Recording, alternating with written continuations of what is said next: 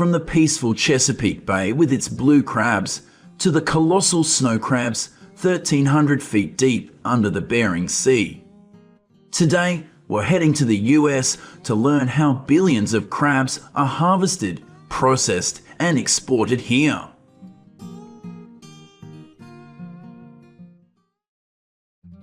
Our first stop is the California, Oregon, and Washington coasts, teeming with Dungeness crabs, the most commercially important crab in the Pacific Northwest. In 2022, 36.6 million pounds of Dungeness crabs were harvested and sold for $181 million. A female crab can hold up to 2.5 million eggs for 2 years.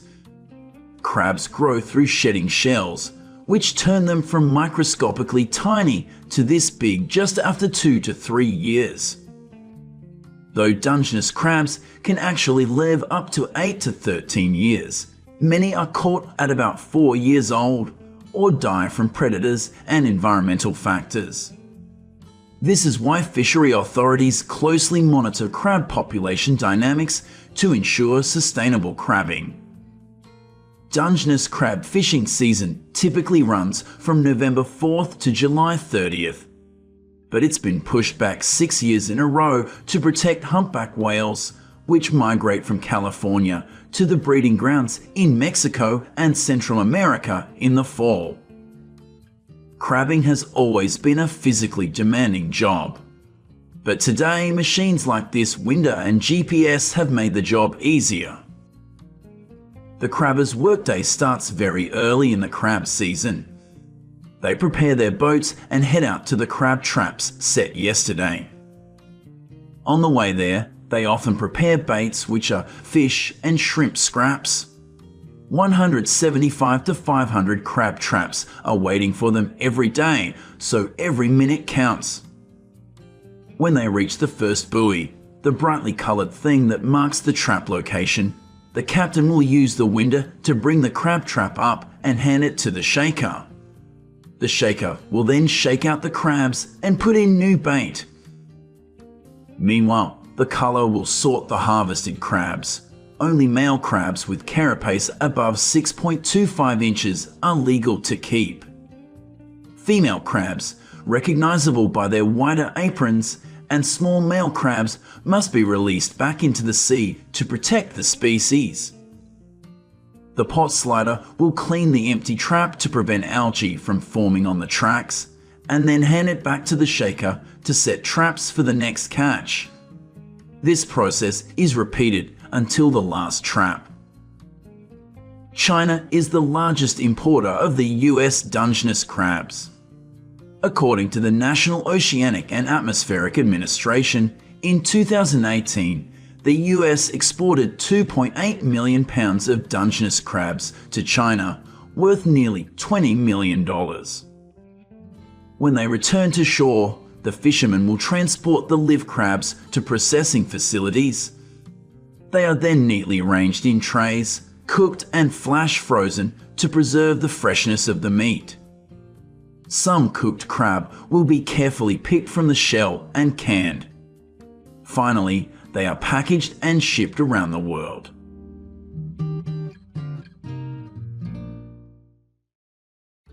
Though hard-shelled Dungeness crabs are prized for their succulent and buttery meat, many people throw away their soft-shell counterparts because they taste like bland jelly. But for these crabs, it's a different story. These soft-shell blue crabs have made it a household name in the seafood market since the 1800s. Blue crabs are native to the Atlantic Ocean and the Gulf of Mexico. But the Chesapeake Bay in Maryland, home to an estimated 375 million blue crabs in 2023, is the largest blue crab center in the US.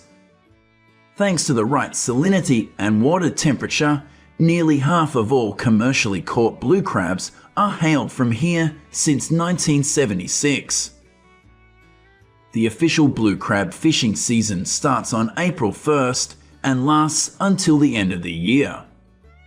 Each vessel can deploy from 300 to 900 depending on the crabbing license.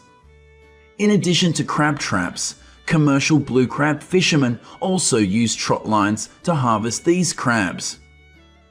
They are allowed to catch those at least 5 inches long, and the rest are released back into the sea. Legal-sized blue crabs are categorized based on grade.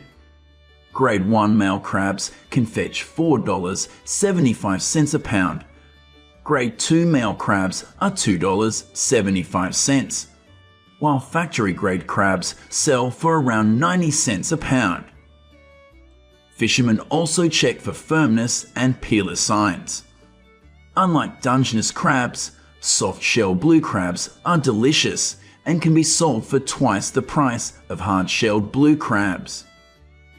In fact, it's so sought after that many fishermen have invested in a tank system to take care of molting crabs at home.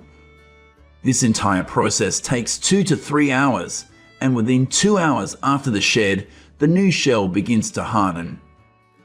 They are extremely weak and vulnerable during shedding, so only experienced fishermen know when it's the right time to package these crabs. Once offloaded at the dock, they will be transported directly to processing facilities. Here, blue crabs are steamed or boiled whole. Next, the cooked crabs are transferred to the picking area. Workers meticulously remove the white meat from the body cavity and legs of the crab. This delicate work requires both skill and speed, ensuring the crab meat isn't damaged. The picked crab meat can then be sold directly or processed into various products. Crab cans will be topped with a layer of ice to extend its shelf life during transport to restaurants and kitchens nationwide.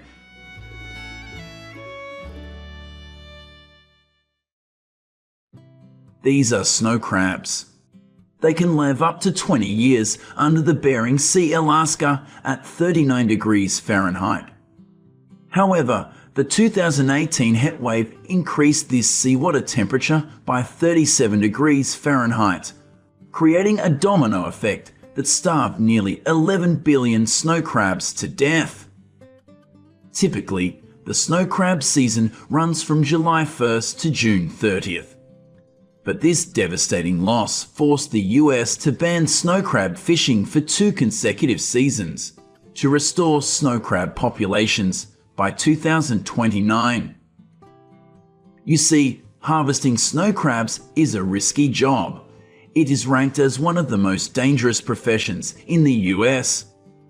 But it generates more revenue than other crab fisheries, bringing in at least $150 million annually from 2012 to 2021.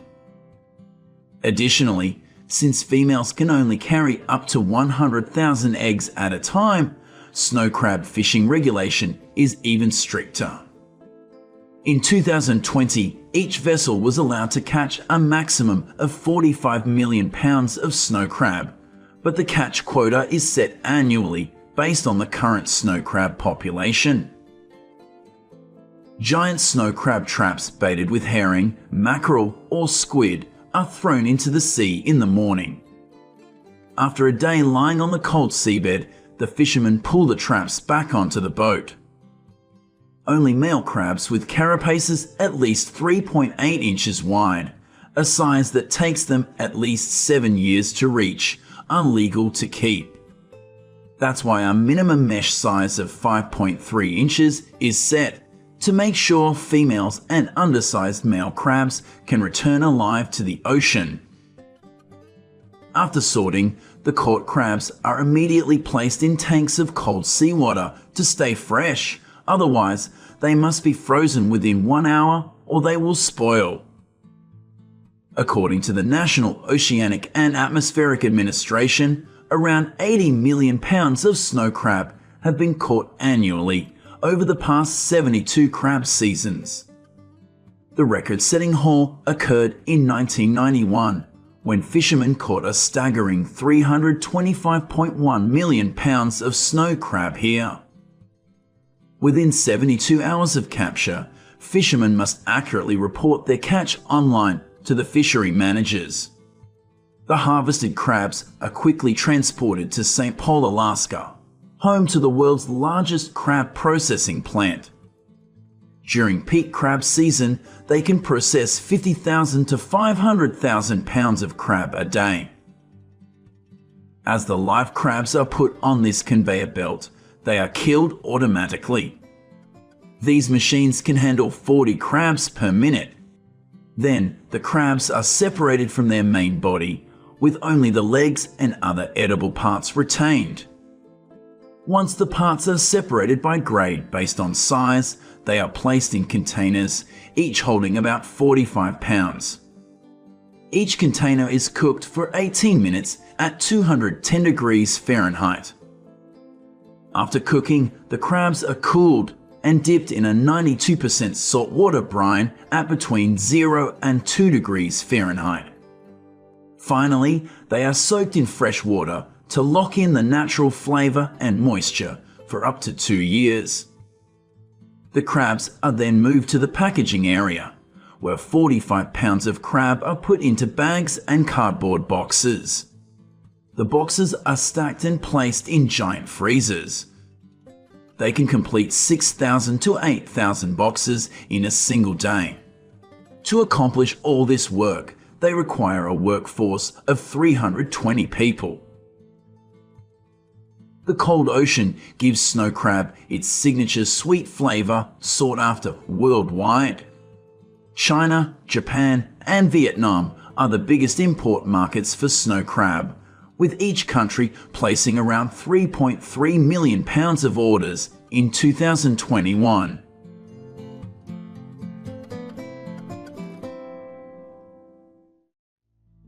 Hello, my friends.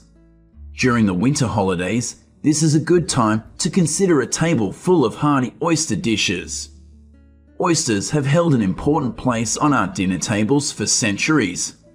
But have you ever been curious about their origin? In today's video, we learn how American fishermen produce millions of pounds of oysters each year.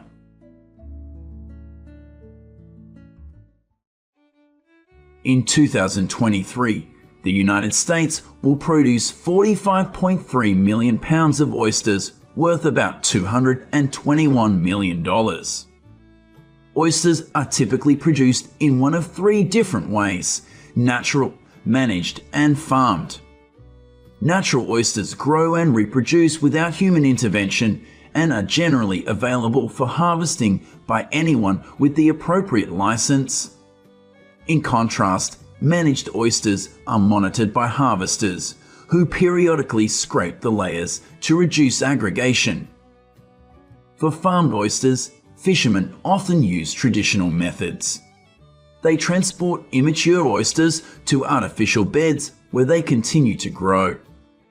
In many parts of the world, oysters are grown on lines or in tanks, and this method is now being adopted in some regions of the United States. In eastern North America, oyster farming efforts began a century ago to restore overharvested oyster beds and improve yields. Oysters spawn in the summer when the water warms. This is the beginning of the oyster farming cycle, where fishermen will collect microscopic larvae. They provide a place for young oysters to settle and grow. Specifically, these oysters were purchased from Fisher's Island hatcheries and carefully managed in a nursery environment. The nursery is the intermediate stage for oysters to grow from 0.5 inches to nearly 1 inch. At this time, they will be introduced to farms, live in open water, and they will grow to market size. When they reach 1.5 inches, fishermen will transfer them to bags to fatten them up for the winter. Raise livestock but do not need to provide food. That's right, oysters are that kind of livestock. They can develop on their own without needing too much support from humans. In fact, once past the larval stage, oysters do not need to be fed because they filter food from the water column. In recent years, bottom cages have become a popular solution in the oyster farming industry. Oysters live on pieces of shell that are finely ground in the nursery before being put into cages. After that, the cages are submerged in water at rented locations at the river mouth for rearing. Vertical, multi-tiered cages allow farmers to grow more oysters. Additionally, oyster farming provides valuable estuarine habitat for juvenile fish and invertebrates. Oyster farms have transformed flat, unattractive estuarine habitats into more complex habitats. At the same time, it invites commercially and ecologically important species to forage and seek refuge. In Alaska, oysters grow in cold water with abundant plankton, so high-quality oysters are available year-round. Cold water also reduces bacterial contamination, prolongs storage time, and ensures safety when eating raw oysters. However, because they cannot reproduce either naturally or in the wild, all farmed Alaska oysters are imported as seed from hatcheries on the Pacific coast. These cages contain more than 30 million oysters. These tiny oysters are very difficult to maintain. They need constant care or the entire oyster crop could be wiped out. The best conditions for oysters to grow are between 60 and 80 degrees F. Before oysters spawn, farmers will control the temperature in the water tank to prepare them for the best environment. When oysters spawn, they release eggs and sperm directly into the water. After being put into the tank, they turn into larvae. About 1 billion oysters are born in these tanks each year. After placing baby oysters in nets, fishermen will anchor them in the ocean or on the beach. Here, oysters feed by filtering naturally occurring plankton in the water. During this period, farmers also regularly monitor the weather, because if there is too much rain, it will dilute the salinity in the water and affect the oysters. Depending on the type of cage, fishermen have a way to allocate the number of oysters accordingly. Oyster farmers with many years of experience often redistribute the number of oysters in the cage when the oysters reach average size. They want to reduce the quantity so they can achieve high quality before they reach the market. By removing oysters from high-density cages, about 85 to 90 oysters per cage. Then, the farmer divides it equally among 3 different cages. The oysters return to the cages with more space to move and grow better. As the cold grey dusk begins to creep across the calm river, fishermen are trying to remove the layer of sand around the oyster shells and return them to the sea. They believe that the cleaner they keep them, the more water will flow into that shell. It takes about 18 to 36 months for oysters to grow to market size. After 6 months, the cage is removed from the water and the oysters are taken to the production facility. Here, machines will sort them by size. Those that meet standards are exported to the market, while the remaining small oysters will be released into the sea. Potential sites for oyster farms need to have good tides so that food can be easily transported to the site and waste discharged into the ocean. Of course, oyster farms must be close to seafood distribution markets. Weaving along the icebergs, the boat entered the oyster farming area. They pulled the oysters out in the 7-degree cold. The harvesting process was harsh, but also filled with pride, because they kept the area supplied during the winter. Farmers quickly brought the oysters to market so that when people ate the oysters, they would feel a little taste of the Maine coast. Similar to Maine, in Arcachon Bay, oyster farming is a part of daily life for locals. Oyster farmers will take you to their oyster beds to flip the bag of oysters, then release them into the water or harvest them.